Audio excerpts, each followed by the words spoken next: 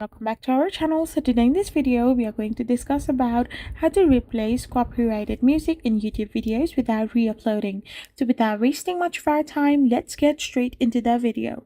So for this, you need to go and log in into your YouTube studio. So once you have logged in into your YouTube studio, in the left menu you can simply go and tap on content, and once you have tapped on content, tap on the filter bar.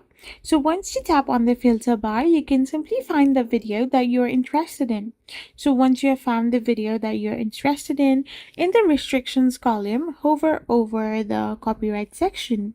So if you have something in the copyright section, then you can simply tap it on and click to see details.